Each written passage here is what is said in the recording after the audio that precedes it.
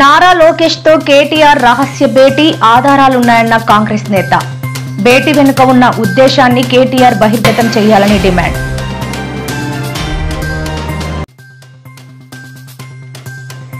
నేడు వైఎస్ఆర్ కడప జిల్లాకు వైఎస్ జగన్ రాక 2 రోజులు అక్కడే ఉంటూ ప్రజలతో మమేకం.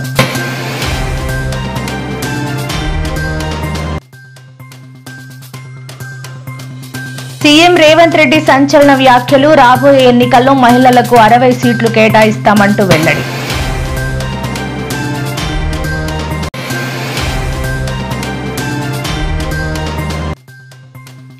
నేడు నెల్లూరు జిల్లాలో పర్యటించిన నారా లోకేష్ 150 ఏళ్ల చరిత్ర గల విఆర్ హై స్కూల్ న్యూ టెక్నాలజీతో ప్రారంభం.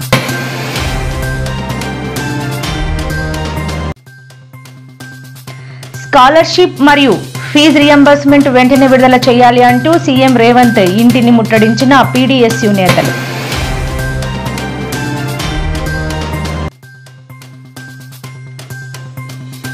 రానున్న 24 గంటల్లో భారీ వర్షాలు, ఆ జిల్లాలో పిడుగులు పడే ఛాన్స్ వెల్లడించిన ఐఎండీ అధికారులు.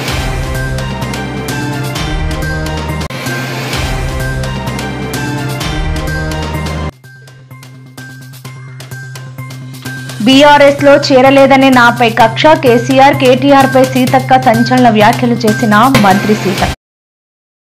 కేటీఆర్ ఆంధ్రప్రదేశ్ మంత్రి నారా లోకేష్ తో రహస్య సమావేశమయ్యారని టీపీసీసీ మీడియా కమిటీ చైర్మన్ సామా రామ్మోహన్ రెడ్డి తీవ్ర ఆరోపణలు చేశారు. ఈ భేటీ వెనుక ఉన్న ఉద్దేశాన్ని కేటీఆర్ స్పష్టంగా చెప్పాలని డిమాండ్ చేశారు. తెలంగాణ ప్రభుత్వం కృష్ణా గోదావరి జిల్లాల్లో రాష్ట్ర హక్కుల కోసం పోరాడుతుంటే కేటీఆర్ మాత్రం పక్క రాష్ట్ర మంత్రితో రహస్య మంతనాలు జరపడం దేనికి సంకేతమని ఆయన ప్రశ్నించారు. ఈ భేటీ ఒకసారి కాదు 2 సార్లు జరిగిందని, లోకేష్ ను కలవలేదని కేటీఆర్ ఖండిస్తే ఆ భేటీకి సంబంధించిన పూర్తి వివరాలు ఆధారాలను బయటపెడతాను అని ఆయన సవాల్ విసిరారు.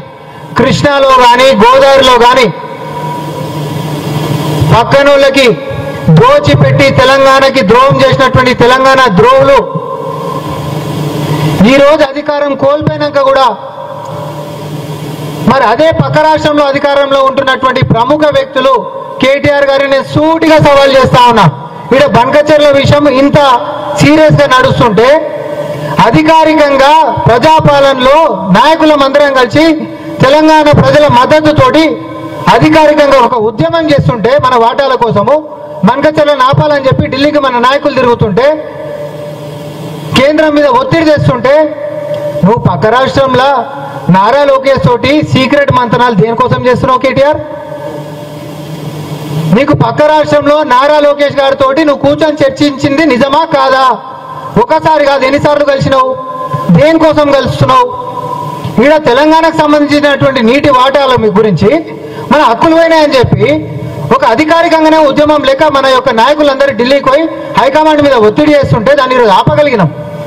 తెలంగాణ ద్రోహులు మీరేమో దోచిపెడితే ఆపనికే కాంగ్రెస్ ప్రభుత్వం ఈరోజు ఎన్ని తిప్పలు పడుతున్నామో మనకు తెలుసు.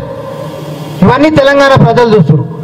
ఇంత కష్టం మన నీటి వాటాన్ని కాపాడుకోనికే మనమందరం ఇంత కష్టపడుతుంటే నువ్వేమో పోయి నారా లోకేష్ తోటి మంతనాలు జరుపుతావు. ఏమున్నాయా మీకు సీక్రెట్ మీటింగ్లు? మీ సీక్రెట్ మీటింగ్లు దేనికోసం కలిసినావు కేటీఆర్? ఇది కేటీఆర్ నేను సూటిగా సవాల్ చేస్తా ఉన్నా. ఒకసారి కాదు, నేను మళ్ళీ కూడా చెప్తా ఉన్నా. దీని తర్వాత మీరు స్పందించరు, దాని తర్వాత నేను స్పందిస్తా. నేను చెప్పింది నిజమా కాదా కేటీఆర్ చెప్పాలి. తెలంగాణ వాటాలో మనకు అన్యాయం అవుతుంది, నీటి వాటాలో నీ బావొచ్చేమో అన్యాయం అయిపోతుంది, కాంగ్రెస్ వాళ్ళు ఏం చేస్తున్నారు? నువ్వేమో సీక్రెట్ గా మంతనాలు చేస్తావు.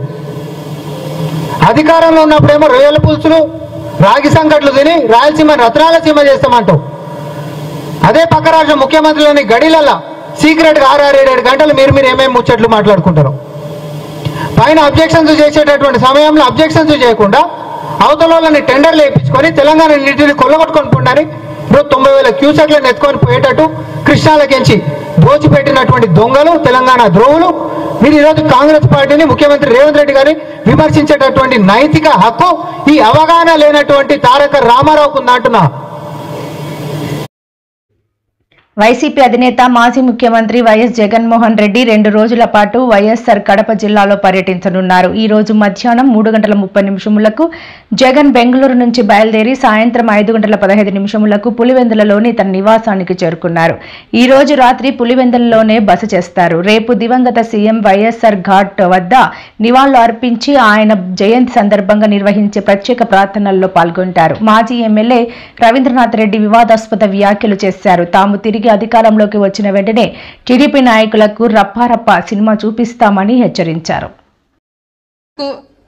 ఎంపీటీసీలకు, ఎంపీపీలకు, జెడ్పీటీసీలకు అందరికీ నా నమస్కారాలు తెలియజేస్తూ పాదాభివందనాలు తెలియజేసుకుంటున్నాను. నేను గెలిచినప్పటి నుండి ఈ రోజు వరకు ఈ రోజు ఎప్పుడెప్పుడు వస్తుందా అని ఎదురు చూస్తూ ఉన్నాను.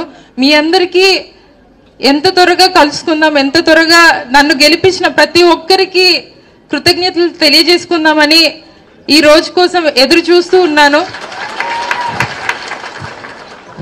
అయితే ఈరోజు మన రీజనల్ కోఆర్డినేటర్ గారైన కన్నబాబు గారు రావడం, ఈరోజు వీళ్ళందరి సమక్షంలో మీ అందరికీ థ్యాంక్స్ చెప్పడం నిజంగా నాకు చాలా సంతోషంగా ఉంది.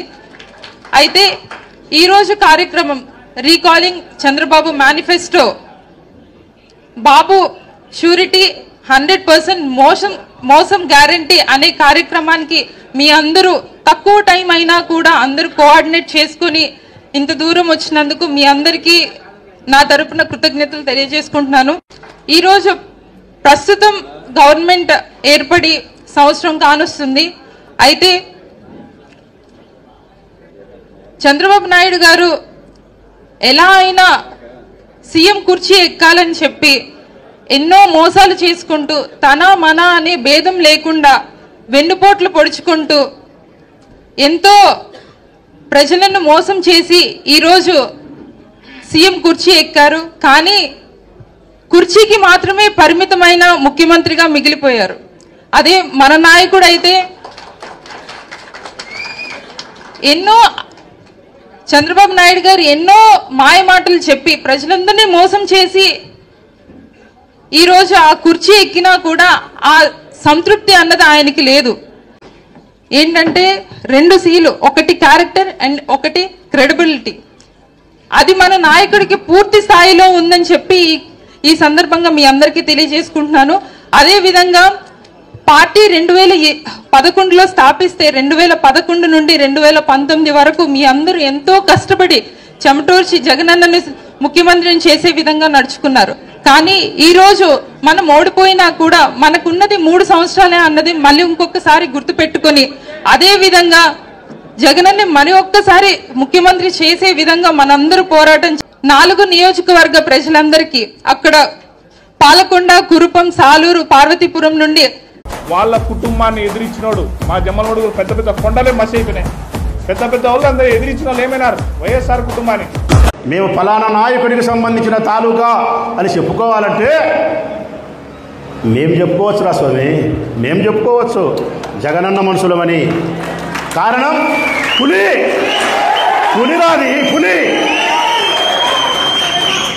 ఒక మాట చెప్తా రాష్ట్ర వ్యాప్తంగా అందరికీ మన నాయకుడి గురించి. వాళ్ళు ఏదో మన బోర్డు పెట్టుకొని వారు గెలిచినప్పుడు పవన్ తాలూకా మనుషులం, పవనేనా తాలూకా మనుషులం అని. ఇప్పుడు చెప్తాను, ఆ ప్రొద్దుటూరుని వేదిక చేసుకొని రాచమల్లనే ఈ జగన్ అభిమాని చెప్తా ఉన్నాడు, జగన్ అనుచరుడు చెప్తా ఉన్నాడు మీ అందరి మాటగా, విడిపోతే ఓడిపోతామనే మీ గుండెకు భయాన్ని కలిగించిన మొగోడే జగన్ రా చెప్తా ఉన్నాడు మీ అందరి మాటగా, విడిపోతే ఓడిపోతామనే మీ గుండెకు భయాన్ని కలిగించిన మొగోడే జగన్ రా. మీ గుండెకు భయాన్ని పరిచయం చేసినోడే జగన్. ఆ జగన్ తాలూకానే రాచమల్లు, ఆ జగన్ తాలూకానే వైఎస్ఆర్ కాంగ్రెస్ పార్టీ శ్రేణులు. నిత్యం స్వార్థం నిండిన ఈ భౌతిక ప్రపంచంలో సేవకుడే నాయకుడు అవ్వటం ఇంద్రుడికి సైతం ఈర్ష తెప్పిట కొట్టుకున్నంత కాలం. ఓ తండ్రికి తగునం ఇంటింటికి కంటి దీపంలా ఆపదలో దాపుగా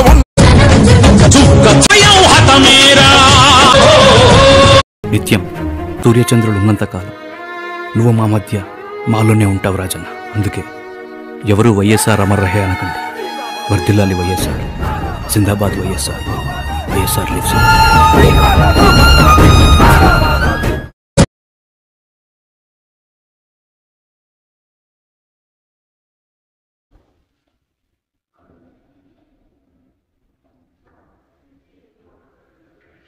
ప్రభుత్వం చేపట్టిన వన మహోత్సవంతో తెలంగాణ రాష్ట్ర హరితవనం కావాలని సీఎం రేవంత్ రెడ్డి అన్నారు. ఇవాళ రాజేంద్రనగర్లోని ప్రొఫెసర్ జయశంకర్ వ్యవసాయ విశ్వవిద్యాలయ పరిధిలోని బొటానికల్ గార్డెన్లో సీఎం రేవంత్ రెడ్డి మన వన మహోత్సవం 2025 ప్రారంభించారు.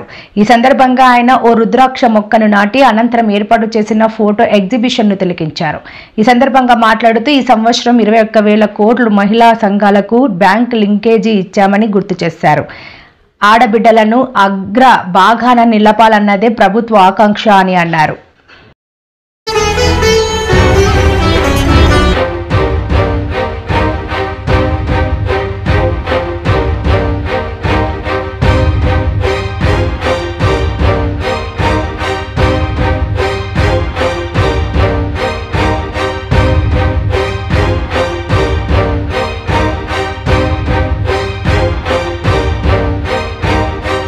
వేదిక మీద ఉన్న వాళ్ళకే కాకుండా ఇటు ఉన్న వాళ్ళకు కూడా తొందరలోనే ఎమ్మెల్యేలకు కూడా మహిళా రిజర్వేషన్లు రాబోతున్నాయి. 153 సీట్లలో 51 సీట్లు 33% ఆడబిడ్డలు ఎమ్మెల్యేలు కాబోతున్నారు.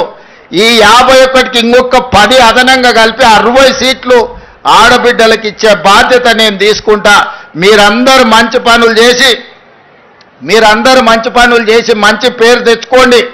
మిమ్మల్ని గుర్తించి మీకు ఎమ్మెల్యే టికెట్లు ఇచ్చడమే కాదు, మిమ్మల్ని గెలిపించుకునే పూచి కూడా నాది. రాజ్యాన్ని నడపండి. ఇల్లు అద్భుతంగా నడిపినోళ్ళు రాజ్యాన్ని కూడా బాగా నడుపుతారు. ఆడబిడ్డల పట్ల నాకు సంపూర్ణమైన విశ్వాసం ఉన్నది. మీరు కార్యక్రమాలను ముందుకు తీసుకెళ్ళండి. ఇవన్నీ కూడా పునాది రాయి చెట్లు నాటడంతో మొదలు పెట్టండి. ప్రతి ఇంట్లో కనీసం 2 చెట్లైనా ఈడికొచ్చిన మా అక్కలు నాటాలి, వాటిని కాపాడాలి. అప్పుడే మనం అందరం ఈ ప్రకృతి నుంచి కాపాడబడతామని తెలియజేస్తూ, వృక్షో రక్షిత రక్షితః అనేది మనందరికీ కూడా పూర్వకాలం నుంచి పెద్దలు చెప్పినటువంటి విషయం. చెట్టును మనం రక్షిస్తే చెట్టు మనల్ని రక్షిస్తుంది. మరి ఈ రోజుల్లో మనకు ఏదైతే రియల్ ఎస్టేట్స్ వస్తూ ఉన్నాయో దానివల్ల మనం చెట్లను నరకడం వలన ఈ గ్లోబల్ వార్మింగ్ అనేది వస్తూ ఉంది. ఈరోజు భూకంపాలు రావడం కానీ సునామీలు రావడం కానీ ఇవన్నీ కూడా మనం చెట్లు మరి నరకడం వల్లనే వర్షాలు సకాలంలో రాకపోవడం ఇటువంటి ఇబ్బందులు జరుగుతూ ఉన్నాయి. నెల్లూరు నగరంలో అంతర్జాతీయ ప్రమాణాలతో అత్యంత నిరుపేద విద్యార్థుల కోసం ఆధునీకరించిన విఆర్ హై స్కూల్ను మంత్రి లోకేష్ లాంఛనంగా ప్రారంభించారు. అనంతరం క్లాస్ రూమ్లను సందర్శించారు. అక్కడే ఏర్పాటు చేసిన డిజిటల్ విద్యా విధానాన్ని మంత్రి లోకేష్ పరిశీలించారు. ఈ క్రమంలో ప్రతి తరగతిలోని విద్యార్థులతో మంత్రి మాట్లాడి వారి అభిప్రాయాలు తెలుసుకున్నారు. ఈ తరుణంలో మంత్రి లోకేష్తో ఫోటోలు దిగేందుకు విద్యార్థులు ఆసక్తి చూపారు. P4 కార్యక్రమానికి ముందుకొచ్చిన వేమిరెడ్డి ప్రభాకర్ రెడ్డి, దేవిరెడ్డి సుధాకర్ రెడ్డి, ఎన్సీసీ డైరెక్టర్ రాజు, పొంగూరు శరణీలను మంత్రి లోకేష్ సత్కరించారు.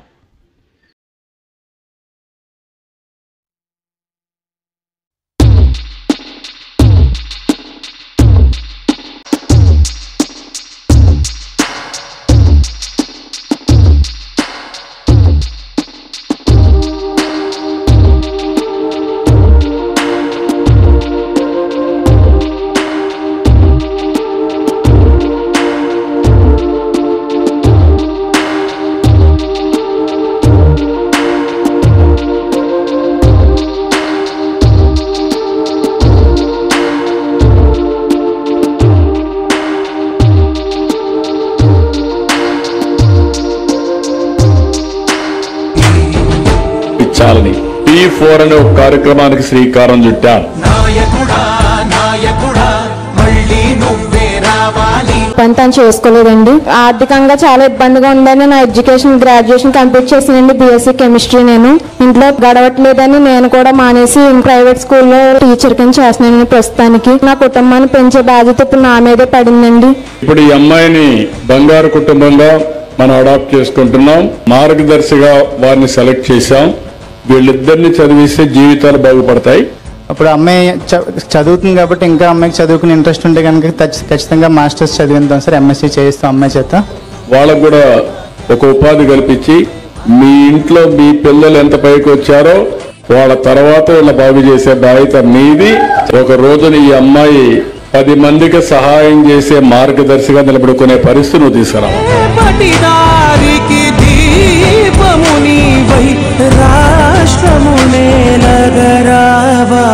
P4 కార్యక్రమం ద్వారా మా కుటుంబం ఎంపికైంది. అది మాకు ఎంతో ఉపయోగకరమైంది. చదువు విషయంలో కూడా చాలా హెల్ప్ చేస్తానని మాకు ఒక మార్గదర్శనం ఇచ్చారు తాగూర్ ఫ్యాక్టరీ వాళ్ళని. బాబు గారికి చాలా ధన్యవాదాలు చెప్తున్నాం.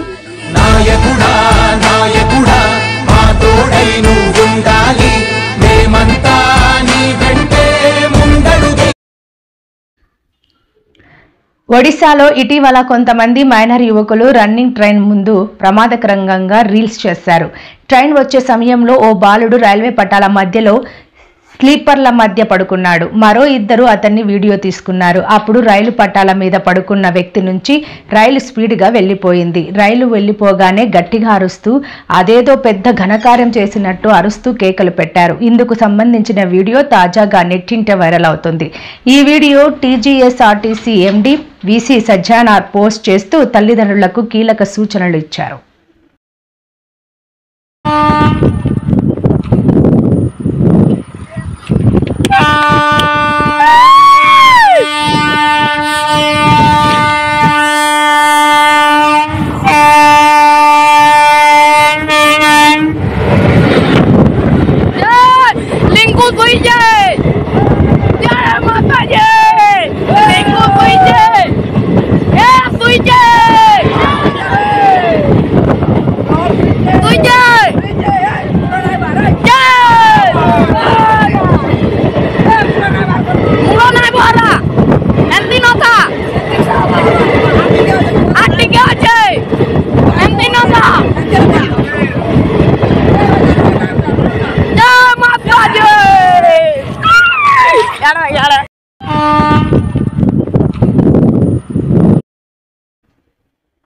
పెండింగ్ లో ఉన్న ఫీజు రియంబర్స్మెంట్ ను విడుదల చేయడంతో పాటు డొనేషన్లు వసూలు చేస్తున్న ఇంజనీరింగ్ కళాశాలలపై చర్యలు తీసుకోవాలని డిమాండ్ చేస్తూ పీడీఎస్యు కార్యకర్తలు సోమవారం జూబ్లీ హిల్స్ లోని సీఎం రేవంత్ రెడ్డి ఇంటిని ముట్టడించేందుకు యత్నించారు. ఈ క్రమంలో పోలీసులు వారిని అడ్డుకొని వ్యాన్లో ఎక్కించి జూబ్లీ హిల్స్ పోలీస్ స్టేషన్ కు తరలించారు. కాగా నేడు సీఎం రేవంత్ రెడ్డి ఢిల్లీకి వెళ్లనున్నారు. శంషాబాద్ నుండి ఢిల్లీకి ప్రత్యేక విమానంలో వెళ్లి అక్కడ పలువురు కేంద్ర మంత్రుల్ని కలవనున్నారు.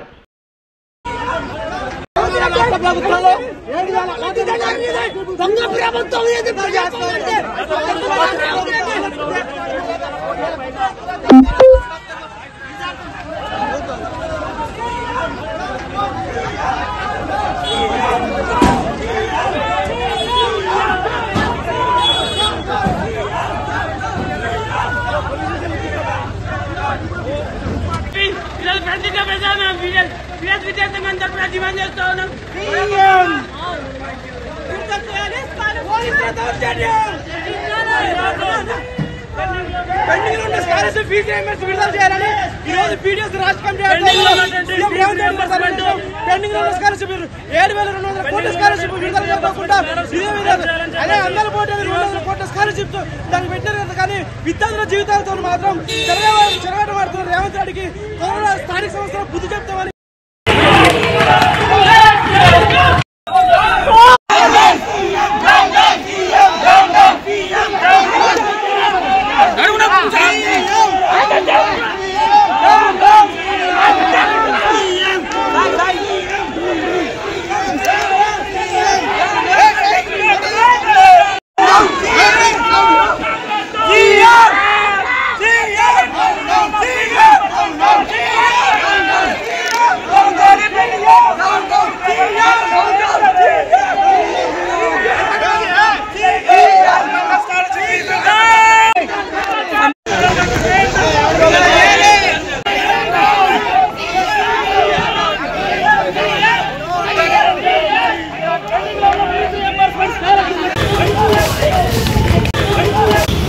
బ్యాక్ సైడ్ రండి, బ్యాక్ సైడ్ రండి, బ్యాక్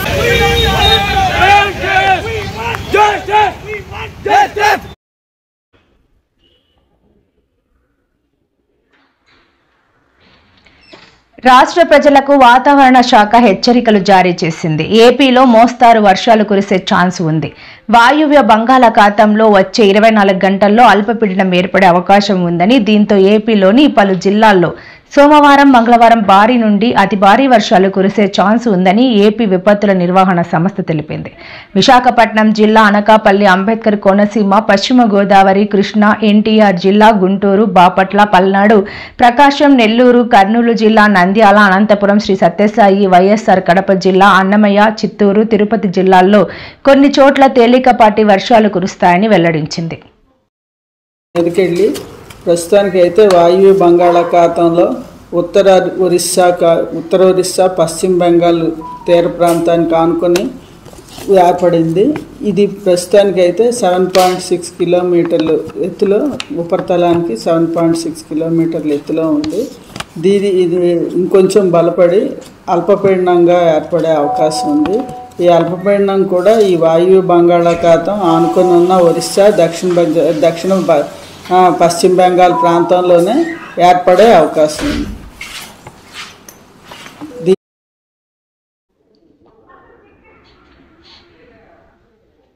ఇటీవల కాలంలో వరుసగా స్వర్ణకారుల ఆత్మహత్యలు తనను తీవ్రంగా కలిచివేస్తున్నాయని, విశ్వకర్మ వృత్తుల వారు యావత్ దేశానికే ఊపిరి పోస్తున్నవారని తెలంగాణ జాగృతి వ్యవస్థాపకురాలు ఎమ్మెల్సీ కవిత అన్నారు. కార్పొరేట్ సంస్థల ప్రవేశంతో ఆయా వృత్తులకు ఆదరణ తగ్గిపోయిందని పేర్కొన్నారు. మహిళగా మెట్టెలు, మంగళసూత్రాలు చేయించాలంటే స్వర్ణకారుడి దగ్గరికి వెళ్తామే తప్ప పెద్ద పెద్ద షాపులకు వెళ్లబోమని, భారతీయులు పవిత్రంగా భావించే బంగారు, వెండి ఆభరణాలు తయారు చేసే స్వర్ణకారులను కాపాడుకోవాల్సిన బాధ్యత ప్రతి ఒక్కరిపై ఉందన్నారు. అందరికీ నమస్కారం. ఈ మధ్య కాలంలో అనేకమైనటువంటి బాధాకరమైనటువంటి వార్తలు చూసిన నేపథ్యంలో మీ అందరితో నేను మాట్లాడాలనుకున్నాను. ప్రభుత్వం ముందు కొన్ని డిమాండ్స్ పెట్టాలనుకున్నాను. ప్రధానంగా స్వర్ణకార వృత్తిలో ఉన్నటువంటి అనేక మంది ఆత్మహత్యలకు సంబంధించినటువంటి అంశాలు ఈ మధ్య పత్రికలలో, టీవీ ఛానల్లో చూసి చాలా బాధపడుతూ వచ్చాము. వాస్తవానికి విశ్వకర్మలందరూ వారి చేతి వృత్తులన్నీ కూడా తెలంగాణకే కాదు యావత్ భారతదేశానికి ఊపిరిపోసినటువంటి వృత్తి పనులు ఇవన్నీ కూడా. అవన్నీ నెమ్మదిగా కార్పొరేట్ సంస్థలు వచ్చిన తర్వాత మరి మరుగున పడుతూ వచ్చినటువంటి విషయం మనందరం కూడా గమనిస్తున్నాము.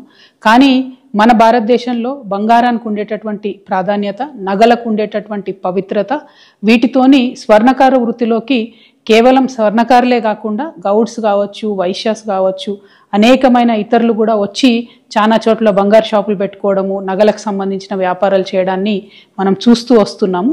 అయితే పెద్ద పెద్ద సంస్థలు, మలబార్ లాంటి సంస్థలు, ఇంకోటి పెద్ద సంస్థలు వచ్చినటువంటి నేపథ్యంలో, రెడీమేడ్ షాపులు వచ్చినటువంటి నేపథ్యంలో స్వర్ణకారులకు వారి జీవనము నడవడమే ఇబ్బందిగా జరుగుతున్నటువంటి పరిస్థితిని కూడా మనం గమనిస్తున్నాం. అయినా ఒక మహిళగా ఒక మెట్టెలు చేయించాలన్నా, ఒక మంగళసూత్రం చేయించాలన్నా మనం ఇప్పటికి కూడా స్వర్ణకారుల దగ్గరికే పోతాం తప్పితే బంగారం షాపుకి పోయి కొనుక్కోవాలని అనుకోము. కాబట్టి ఇంత పవిత్రమైనటువంటి వృత్తి, ఆ వృత్తి చేసేటటువంటి వారందరినీ, వారి కుటుంబాలని కాపాడుకోవాల్సినటువంటి బాధ్యత మనందరి మీద కూడా ఉన్నది. ముందుగా స్వర్ణకారుల మిత్రులందరినీ కూడా నేను కోరుతా ఉన్నాను, ఏ సమస్య కూడా జయించలేనిది కాదు. మనందరం కలిసికట్టుగా ఉండి జయిద్దాం. దానికి సంబంధించి మీరు మనసు బాధపట్టుకోకండి, ఆత్మహత్యలకు మాత్రం మీరు వెళ్ళొద్దండి. సైనైడే ఇవాళ పెరగన్నమయ్యేటటువంటి పరిస్థితి మరి స్వర్ణకారుల విషయంలో జరుగుతున్నది. చాలా బాధాకరంగా ఉన్నది. మీ అందరినీ నేను రిక్వెస్ట్ చేస్తూ ఉన్నాను. నేను ఎంపీగా ఉన్నప్పుడు మా నిజామాబాద్ జిల్లాలో ఈ యాక్ట్ 411 ఏదైతే ఉందో అది పెట్టకుండా దొంగ బంగారం కేసులో ఈ స్వర్ణకార వృత్తులు చేసేటటువంటి వాళ్ళను పోలీసులు ఇబ్బంది పెట్టకుండా నా వంతు ప్రయత్నం నేను ఆనాడు చేయడం జరిగింది.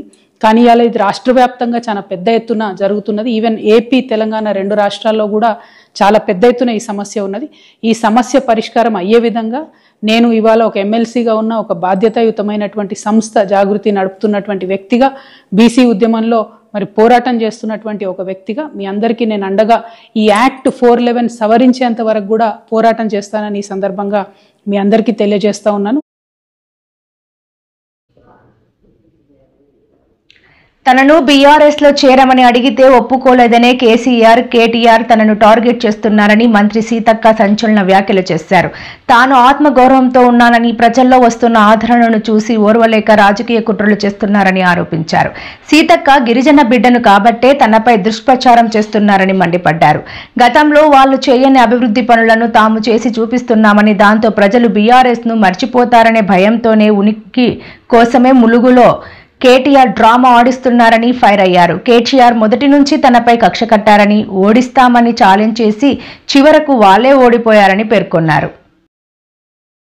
లేదు, టీఆర్ఎస్ నాయకులు చేయనటువంటి అనేక అభివృద్ధి కార్యక్రమాలను మేము వచ్చినటువంటి 1.5 ఇయర్లోనే పేదలకు ఇల్లులు కానీ, భూముల సమస్యల పరిష్కారం కానీ, ఊరూర్ల రోడ్లు కానీ, అదేవిధంగా నిరుద్యోగులకు ఉద్యోగ అవకాశాలు కానీ, మన ప్రభుత్వ పథకాలు కూడా ఇంటింటికి చేరుతున్నాయి. సన్న బియ్యం కానీ, గ్యాస్ కానీ, 200 యూనిట్ల కరెంటు కానీ, సన్నధాన్యం కొనుగోలు కానీ, ఇవన్నీ చూసి సహించలేక వాళ్ళని పబ్లిక్ మర్చిపోతున్నారు కాబట్టి మేము ఉన్నామని చెప్పుకోవడం కోసం పాపం కేటీఆర్ గారు ఆడిస్తున్నటువంటి డ్రామాలో ములుగులో ఇచ్చేస్తున్నారు. కేటీఆర్ మొదటి నుంచి కూడా నా మీద కక్ష గట్టి నేను ఓడించుతాం చూడు అని అసెంబ్లీలో కానీ బయట కానీ అనేక సార్లు చెప్పి ట్రై చేసిండు, ఓడిపోయిండు. నేను మొదటి నుంచి ఒకటే అంటున్నా, నేను ఎవరి జోలికి పోను, నా జోలికి వచ్చినోడు ఎవడు బాగుపడలేదు, అది నా నోటి వాక్యమే.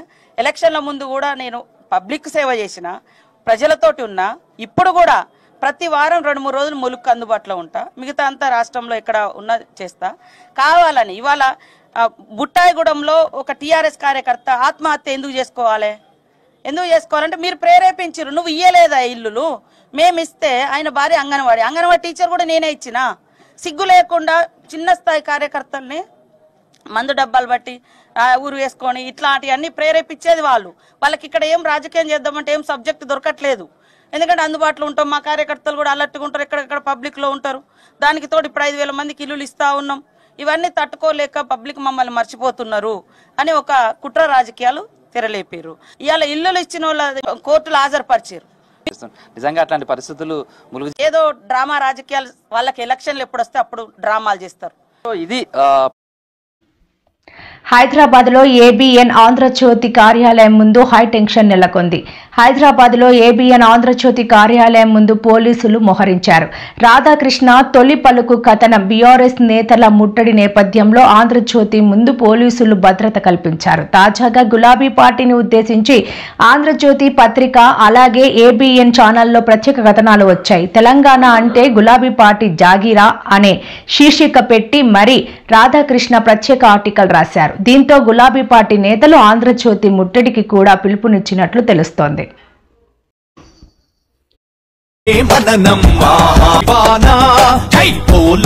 తెలంగాణ నిలువెల్ల గాయాల వీణ